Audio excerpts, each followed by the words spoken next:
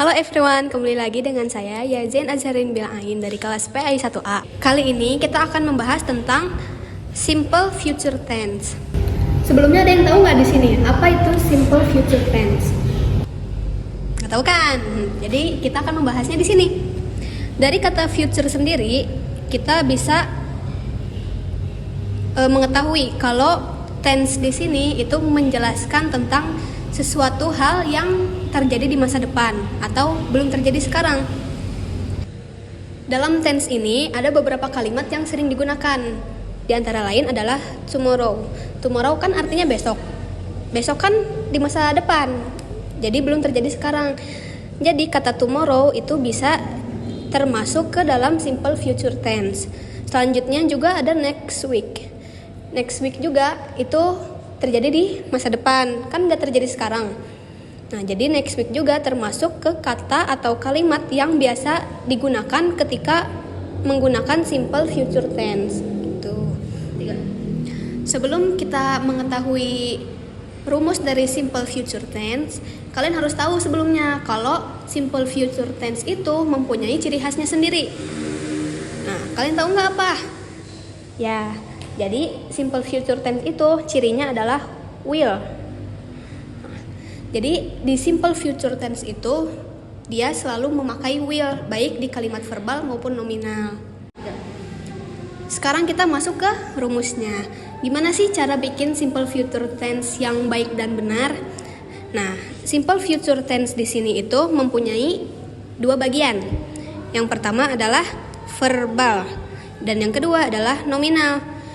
Kalau bikin kalimat verbal gimana kak? Gitu. Nah, kalau kita pengen bikin kalimat positif, kita menggunakan subjek, terus plus will, plus verb 1. Nah, iya, di simple future tense kita menggunakan verb 1 atau kata kerja utama. Contohnya,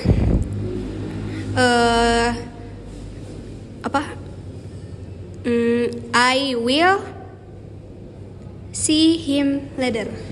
Aku ingin menemuinya nanti. Nah, itu kan akan. Aku akan menemuinya.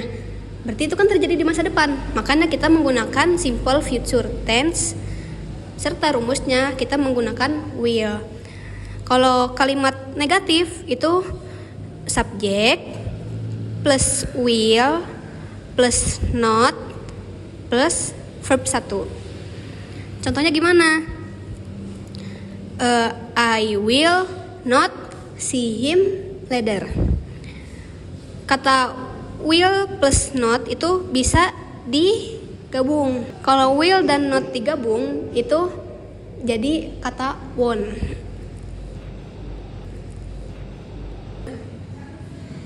Kelihatan gak guys? Nah, ini tuh dibacanya won't. Jadi kalau will dan not, biar kita nggak susah ngomongnya, itu bisa disingkat jadi won't. Jadi kita bisa juga mengucapnya itu I won't see him later. Aku nggak mau menemuinya nanti. Aku tidak akan menemuinya nanti. Gitu.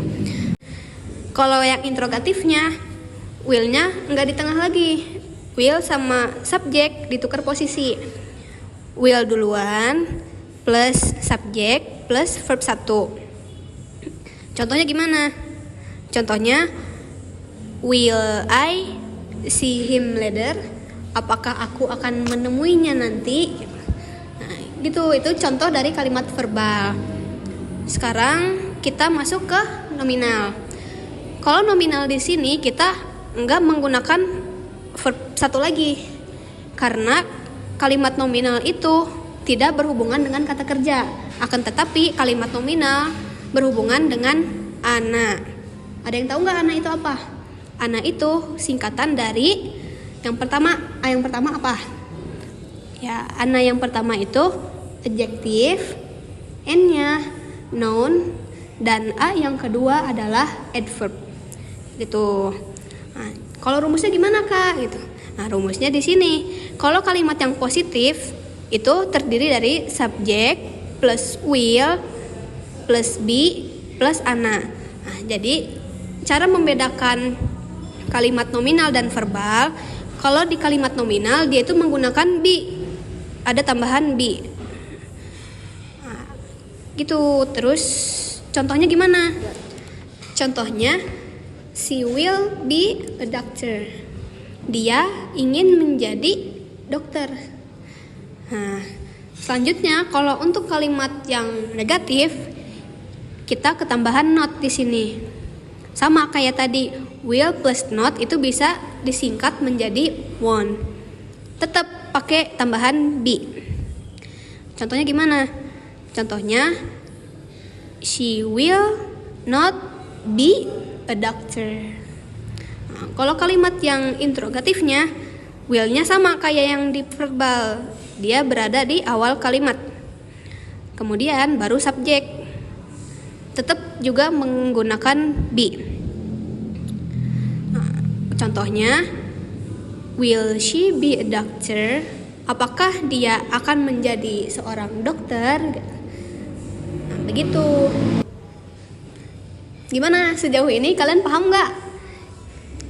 Nah, jadi secara singkatnya, simple future tense itu mempunyai rumus, ada yang verbal, ada yang nominal. Kalau rumus yang verbal itu positifnya subjek plus will plus verb 1. Kalau yang negatif itu subjek plus will plus not plus verb 1. Sedangkan kalau yang interrogatif itu adalah will plus subjek plus verb 1. Kalau yang nominalnya yang positif itu subjek plus will plus be plus ana. Yang negatifnya subjek plus will plus not plus be plus ana. Kalau yang interrogatif, will plus subjek plus be plus ana. Gimana? Mudah kan? Simple future tense ini tuh sangat mudah dipahami. Sebagaimana namanya, simple, itu mudah.